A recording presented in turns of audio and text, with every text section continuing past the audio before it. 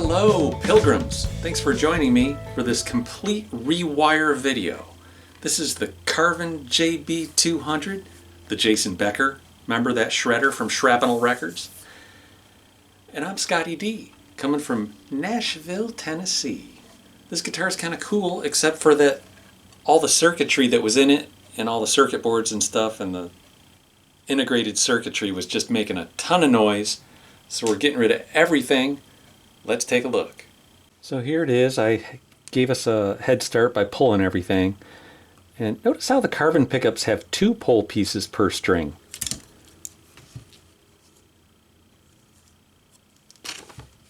And notice how everything has to have massive amounts of printed circuit boards, which we hate in traditional guitar electronics. There's no reason for all this stuff if you're just shredding heavy metal single note stuff. There's that integrated circuit I was talking about right there. Those babies go wrong. You have to basically replace it all. Look at all these resistors.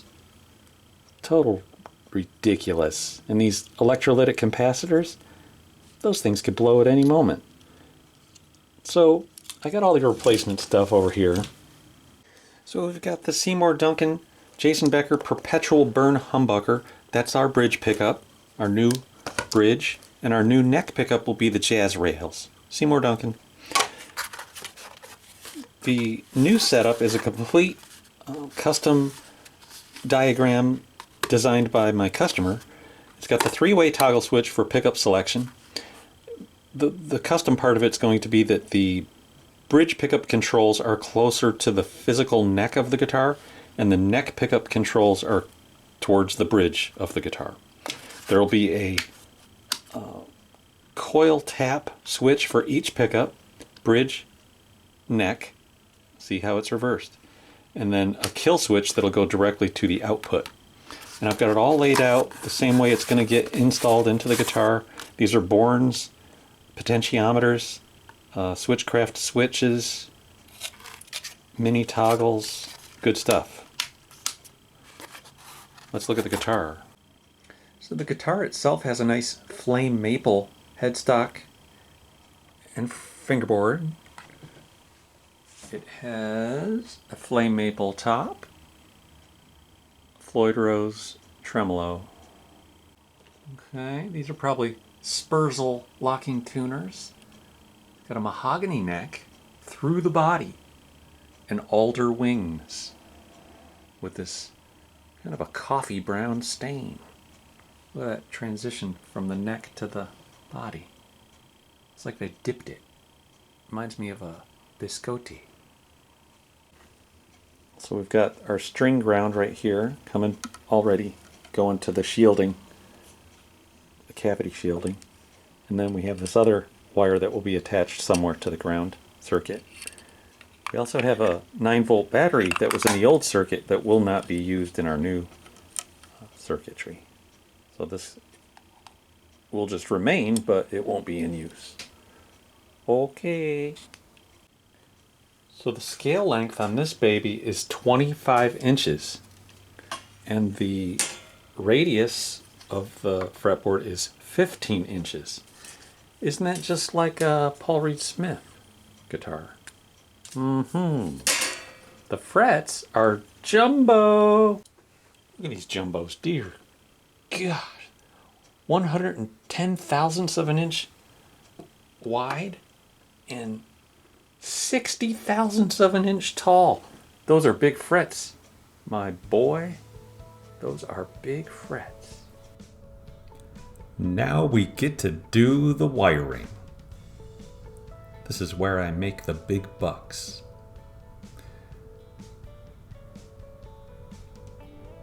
Actually, I think the first thing I'll do is clean off the surfaces with naphtha on a Q-tip. And then I'll take my fiberglass pen and scratch up the backs of the pots and things. That way it'd give the surface a little bit of tooth for the solder. Alright, now I'll make the connection from the middle lug of the bridge volume pot to the switch This will come out of the pot and go to the switch.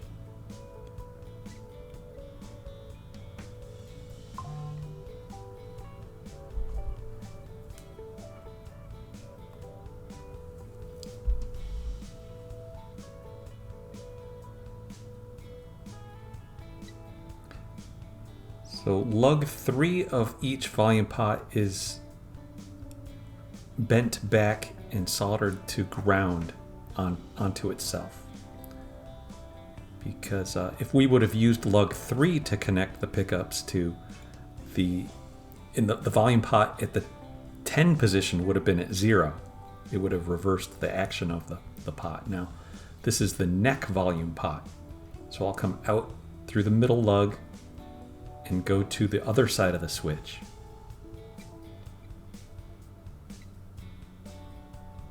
And that's how a 3-way toggle switch works. The signal will come out through the middle 2 legs that are pushed together in the middle. And that's the connection right there. That white wire will take both signals from both pickups to the kill switch and then to the output jack. And then the lug on the other side of the switch is called common. That goes to ground. I'll do that in a minute. And I just accidentally warmed up the wire that goes to the neck and I pushed it closer to the middle, so I'll snip that off. And those cutters, those are actually fingernail nippers or nail nippers. I got them on Amazon. So glad I got those. Snip those wires off and push the legs away from the middle. Because if those wires or legs touch the middle, that'll screw everything up. Now I'm over here at the kill switch. And it's a dual pole switch.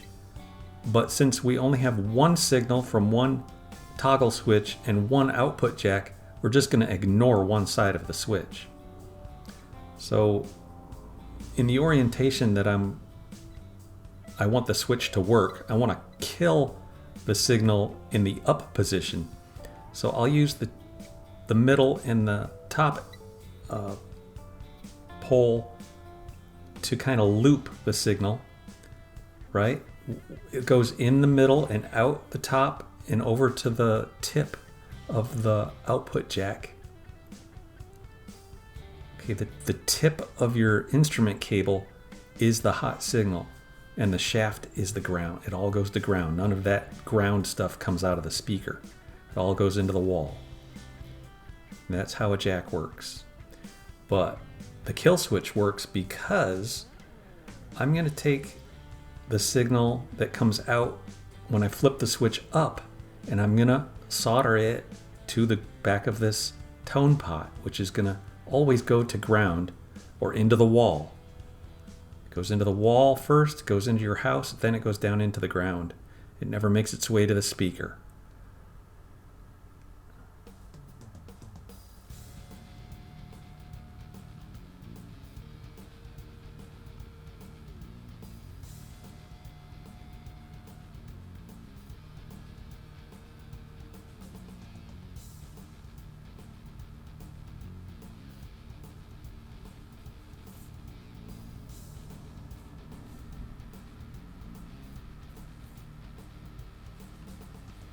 I took the pickup winding class at the Gallup Guitar School in Big Rapids, Michigan, and that was the first time I ever saw these hands-free tweezers. I love these little tweezers.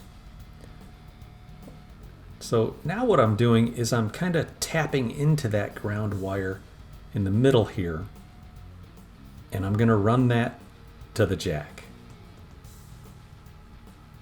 Remember, this is all connected to ground.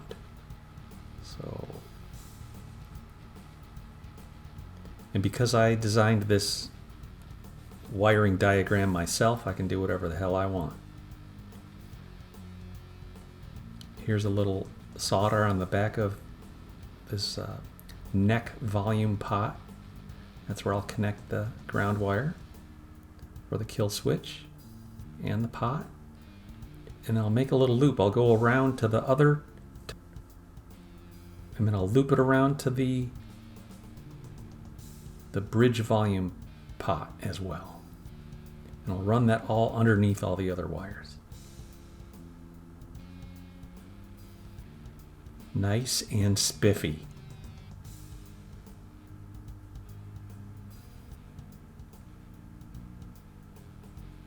Fresh solder. Fresh and so clean.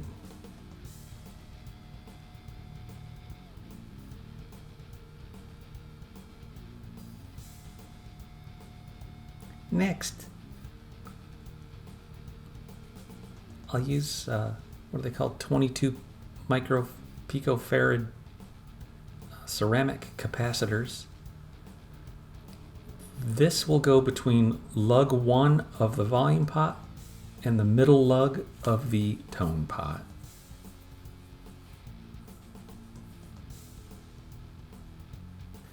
Lug 1 of the volume pot is also where the hot signal comes in from each pickup. So they're going to share the little hole in the number 1 lug of the volume pot. The capacitor leg and the hot output from each pickup will share that little hole. But we'll get to that in a minute. Now these are our coil split mini toggle switches. I'll go to ground. Just like on the kill switch, the bottom lug of the mini toggle switch for the coil split goes to ground. And the way that works is that as long as the switch is in the up position, once installed into the guitar, we'll get the full sound of the humbucker.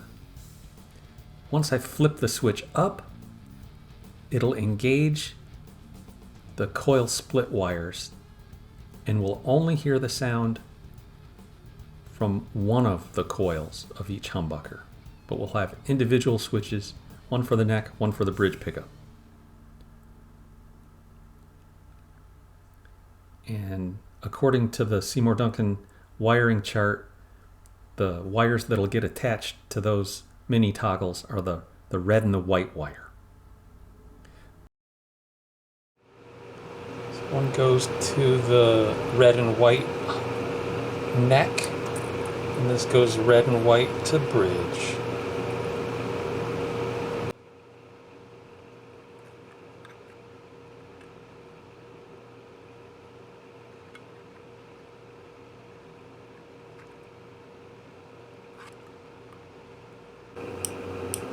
So I've got the bridge wired up to the neck.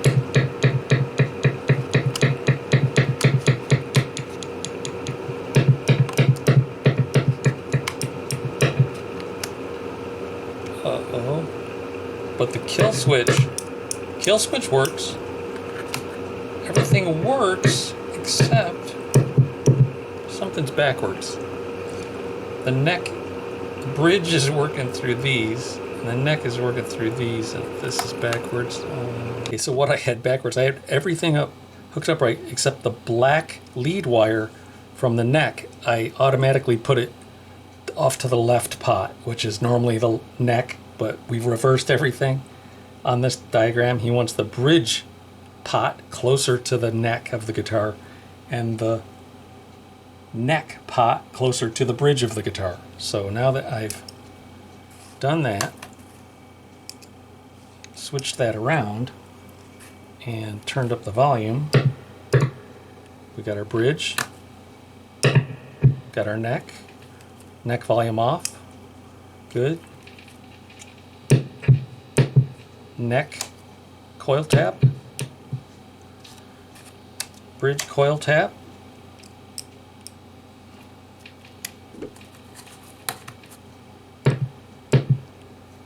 bridge tap, and kill switch. So nothing with a kill switch. And next thing I want to do is check the phase with my string on a stick.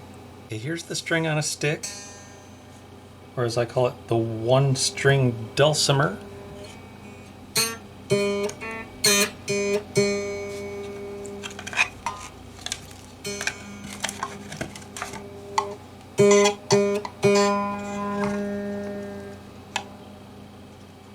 what I'm listening for here, this is the neck. This is the bridge.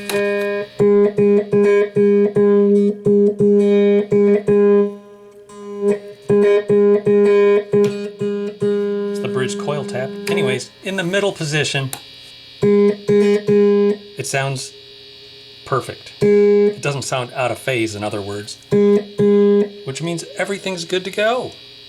I just have to pull these wires, feed it all into the guitar, and make my final pickup connections once everything's installed into the guitar.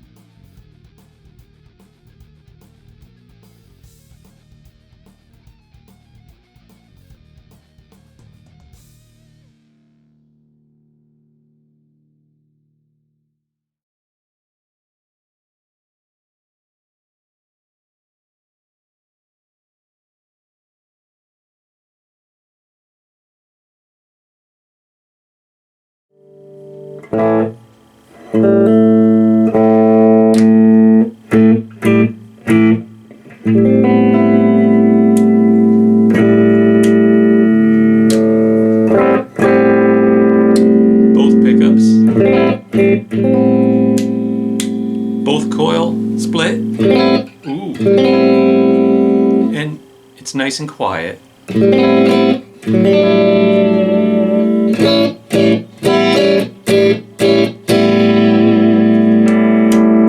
And kill switch works. I like it.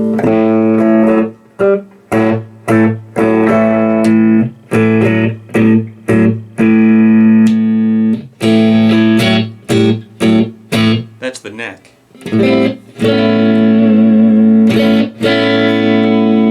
There's both. Tones work good.